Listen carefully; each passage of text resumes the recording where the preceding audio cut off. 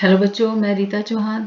आज हम करेंगे 8th क्लास के सिविक्स बुक का चैप्टर 7 हाशियाकरण की समझ, अंडरस्टैंडिंग मार्जिनलाइजेशन। तो सबसे पहले हम समझेंगे कि ये हाशिया होता क्या है। आप कॉपियों के जिन पन्नों पर लिखते हैं उनकी बाईं ओर खाली जगह होती है जहां आमतौर पर लिखा नहीं जाता है, उसे पन्ने का हाशिया कहा जाता है।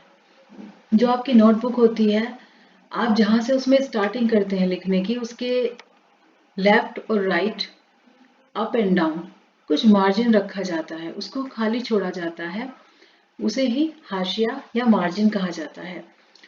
यहाँ पे बात हाशियाकरण में आपके कॉपीज की नहीं है, यहाँ पे है एक समाज के ऐसे वर्ग की जिसको बाकी सबसे अलग रखा जाता है। ये चैप्टर उसी बारे में है कि समाज का एक ऐसा वर्ग जिसे किसी कारण से जो है समाज की धारा में नहीं मिलने दिया जा रहा है। तो यहाँ पे एक स्टोरी दी गई है, आदिवासी और हाशियाकरण। सबसे पहले हम यहाँ पे हाशियाकरण के बारे में अगर बात करेंगे तो आदिवासियों के बारे में। यहाँ पे जो है दिल्ली में एक आदिवासी परिवार है जो अभी दिल्ली में जॉब करते हैं, लेकिन उनके पूर्वज कभी आदिवासी रहे थे और उनको वहां से किस वजह से जो है बहाने से कि यहाँ पे जो है मिनरल्स हैं, खदानों का काम होगा, आप यहाँ से हट जाइए, और उनकी भूमि को हथिया लिया गया और उनको वहां से निकाल दिया गया। फिर वो यहाँ पर आकर जो है जॉब करने लगे। पहले उनको काफी जो है परेशानियां झेलनी पड़ी और अभी वो यहाँ पे रहते हैं और पीछे मुड़कर कभी वो दोबारा उस जगह पे गए भी नहीं। तो वो अपने बच्चों को इस बारे में बताते हैं कि किस तरह से आदिवासियों को वहां से निकाला जाता है जहाँ पे वो रहते हैं। तो सबसे पहले हमारा टॉपिक है कि आदिवासी होते कौन है। आदिवासी शब्द का मतलब होता है मूल निवासी, यानी कि ऐसे लोग जो बहुत लंबे टाइम से किसी जगह के वासी रहे हैं, तो उनको बोला जाता है आदिवासी। ये एक ऐसे समुदाय हैं जो जंगलों के साथ जीते आए हैं और आज भी उसी तरह ही जी रहे हैं। भारत की लगभग 8% आबादी आदिवासियों की है। देश के बहुत सारे महत्वपूर्ण खनन और औद्योगिक क्षेत्र आदिवासी इलाकों में हैं। जमशेदपुर, राउरकेला, बोकारो, भिलाई का नाम आपने सुना होगा। आदिवासियों की सारी आबादी एक जैसी नहीं है। भारत में 500 से ज्यादा तरह के आदिवासी समूह हैं। छत्तीसगढ़, झारखंड, मध्य प्रदेश, उड़ीसा, गुजरात, महाराष्ट्र, राजस्थान, आंध्र प्रदेश, पश्चिम बंगाल तथा उत्तर पूर्व के अरुणाचल प्रदेश, असम, मणिपुर, मेघालय, मिजोरम, नागालैंड एवं त्रिपुरा आदि राज्यों में आदिवासियों की संख्या काफी ज्यादा है। अकेले उड़ीसा में ही 60 से ज्यादा अलग अलग जनजातीय समूह रहते हैं। आदिवासियों की अपनी भाषाएं रहती हैं। उनमें से ज्यादातर संस्कृत से बिल्कुल अलग और संभवतः उतनी ही पुरानी है। इन भाषाओं ने बांग्ला जैसी मुख्य धारा को भारतीय भाषाओं के गहरे तौर पर प्रभावित किया है। इनमें संथाली बोलने वालों की संख्या सबसे ज्यादा है। उनकी अपनी पत्र पत्रिकाएं निकलती हैं। इंटरनेट पर भी उनकी पत्रिकाएं मौजूद है। यहाँ पर दिखाया गया कि जो आदिवासियों का रहन सहन है, उनकी लैंग्वेजेस हैं, सब चीज बाकी से अलग है, उनसे नहीं मिलती है। शायद ये एक बहुत बड़ी वजह है कि ये हमारी जो मुख्य धारा से कभी जुड़ नहीं पाए। स्कूल के उत्सवों, सरकारी कार्यक्रम या किताबों या फिल्मों में उन्हें सदा एक ही रूप में पेश किया जाता है। वे रंग बिरंगे कपड़े पहने, सिर पर मुकुट लगाए, हमेशा नाचते गाते दिखाई देते हैं। इसके अलावा हम उनकी जिंदगी की सच्चाइयों के बारे में बहुत कम जानते हैं। इसलिए बहुत सारे लोग इस गलतफहमी का शिकार हो जाते हैं कि उनका जीवन बहुत आकर्षक, पुरानी किस्म का और पिछड़ा हुआ है। आप सब भी अगर कभी आदिवासी समूह के बारे में सोचते होंगे तो इस तरह की जो इमेजेस यहाँ पे दी गई हैं, ऐसे ही आपके सामने भी आती होगी। आपके लिए आदिवासियों का मतलब यही है, क्योंकि इनको हमेशा से ही ऐसे पेश किया गया है और ये दिखाया गया है कि बहुत ही ज्यादा जो है पिछड़े हुए हैं आज के समय के हिसाब से। आदिवासी और विकास। लोहे, तांबे, सोने व चांदी का अयस्क, कोयले, हीरे, कीमती इमारती लकड़ी, ज्यादातर जड़ी बूटियां और पशु उत्पाद और स्वयं जानवर, ये सभी जंगलों से ही मिलते हैं। इसके अलावा जीवन के आगे बढ़ते रहने में जंगल का बहुत बड़ा योगदान रहा है। इन्हीं जंगलों से बहुत सारी नदियों को लगातार पानी मिलता रहा है। अब समझ में आ रहा है कि ये जंगल हमारी हवा और पानी की उपलब्धता और गुणवत्ता को भी गहरे तौर पर प्रभावित करते हैं। औपनिवेशिक शासन से पहले आदिवासी समुदाय शिकार और चीजें बीनकर आजीविका चलाते थे। वे एक जगह ठहरकर काम करते थे। वे स्थानांतरित खेती के साथ साथ लंबे समय तक एक स्थान पर भी खेती करते थे। हालांकि ये परंपराएं अभी भी कायम है। लेकिन पिछले 200 सालों में आए आर्थिक बदलावों, वन नीतियों, राज्य व निजी उद्योगों के राजनीतिक दबाव की वजह से इन लोगों को बागानों, निर्माण स्थलों, उद्योगों, घरों में नौकरी करने के लिए धकेला जा रहा है। इतिहास में पहली बार ऐसा हो रहा है कि आज उनका वन क्षेत्रों पर कोई नियंत्रण नहीं है और ना ही उनकी सीधी पहुंच है। जंगलों की, वनों की जितनी नॉलेज आदिवासियों की होती है, उतनी बाकी अगर जो लोग वहां घूमने जाते हैं और किसी वजह से उनसे वो जंगल छीन ले जाते हैं और वहां पे फिर अपना कोई खदान बनाया जाता है जहां से लोहे, तांबे, इस तरह के मेटल्स को या मिनरल्स को निकाला जाता है, उनको भी शायद इतनी नॉलेज नहीं होती है जितनी आदिवासियों को होती है। बहुत सारी दवाइयां, जड़ी बूटियां ऐसी हैं जिनको वो एज ए मेडिसिन यूज करते हैं और जब वो जंगल छोड़ देते हैं, और बहुत सारी ऐसी फसलें हैं जो आम जनता को या आम लोग जो वहां पे जाएंगे उनको पता नहीं कि ये खाना होता है या नहीं, ये पॉइजन वाला है या ये हेल्थ के लिए अच्छा है, ये सारी नॉलेज आदिवासियों के पास होती है। और जब ये जंगल वहां से छोड़ देते हैं, किसी भी वजह से उनको वहां से निकाला जाता है, तो वो जो जो भी सोर्सेज होते हैं जिनकी नॉलेज सिर्फ इनके पास होती है, वो सब खराब चले जाते हैं। उनका जो यूजफुल जो है वो नहीं रहती, उनको कोई और यूज नहीं कर पाता है, क्योंकि इतने लंबे टाइम से वहां पे रहे, इनको हर चीज की जो है वहां पे पता होता है, नॉलेज होती है। और जब ये यहाँ से निकाल दिए जाते हैं तो उसके बाद जो है वो नॉलेज इन्हीं के साथ आ जाती है और वो सब चीजें वेस्ट जाती हैं। सरकारी आंकड़ों से पता चलता है कि खनन और खनन परियोजनाओं के कारण विस्थापित होने वालों में 50% से ज्यादा केवल आदिवासी रहे हैं। यानी कि किसी जंगल में अगर जो वन होते हैं बड़े वाले, वहां पे खनन परियोजना, यानी कि अगर उसमें जमीन के नीचे मिनरल्स हैं तो उनको निकालने की जो प्रक्रिया होती है, जो परियोजनाएं होती हैं, उनमें से 50% जो वहां से निकले हुए होते हैं, इस वजह से उनमें 50% जो है केवल आदिवासी रहते हैं।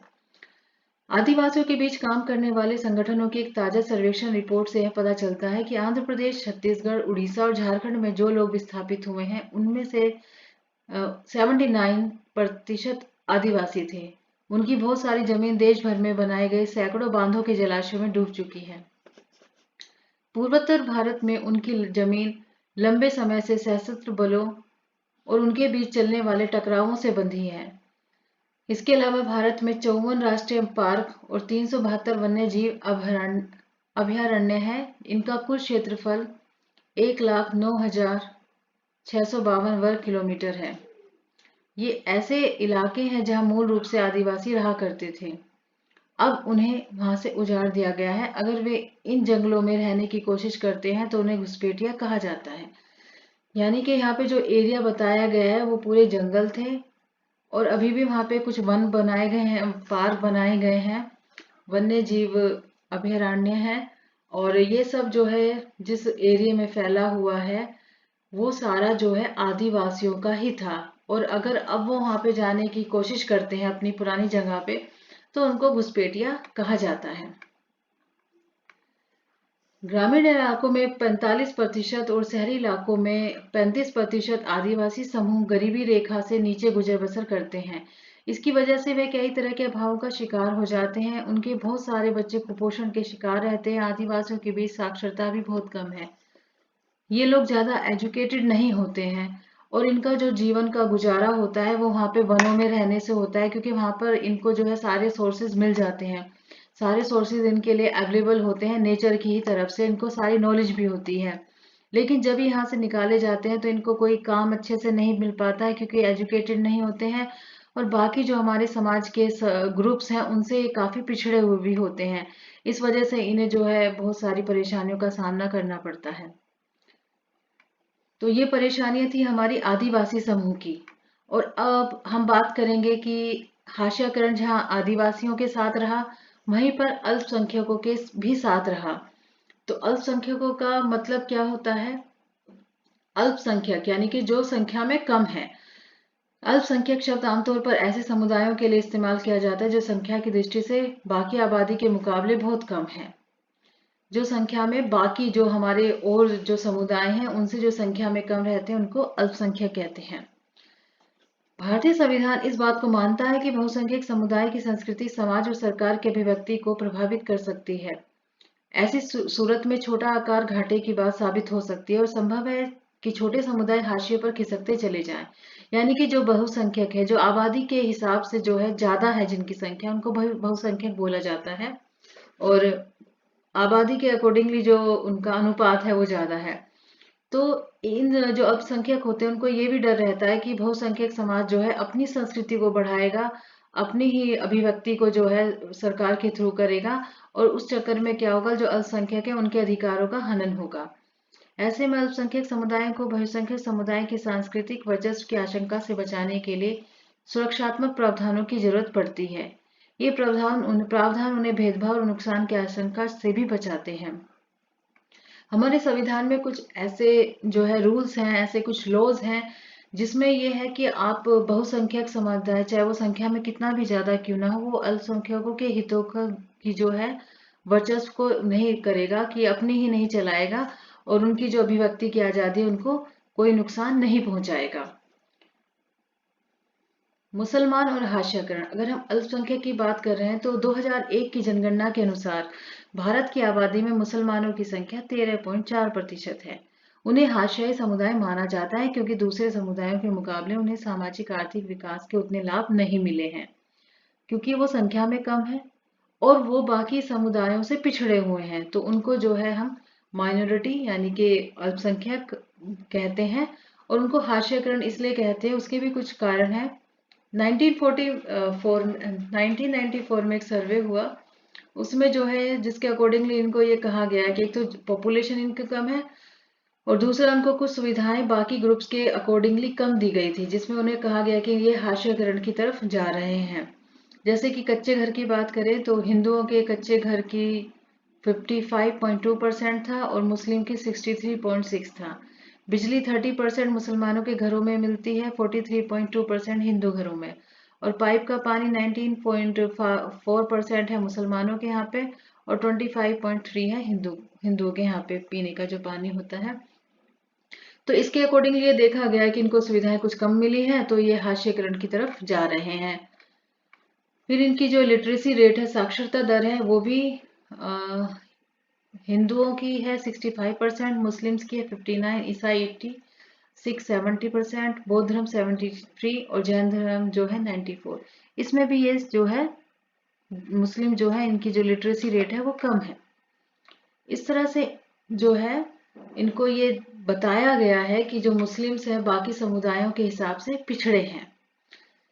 मुसलमानों की स्थिति अनुसूचित जाति और अनुसूचित जनजाति जैसे अन्य हाशियाई समुदायों से मिलती जुलती है। उदाहरण के लिए 7 से 16 साल की उम्र के मुस्लिम बच्चे अन्य सामाजिक धार्मिक समुदायों के बच्चों के मुकाबले औसतन काफी कम साल तक ही स्कूल की शिक्षा ले पाते हैं।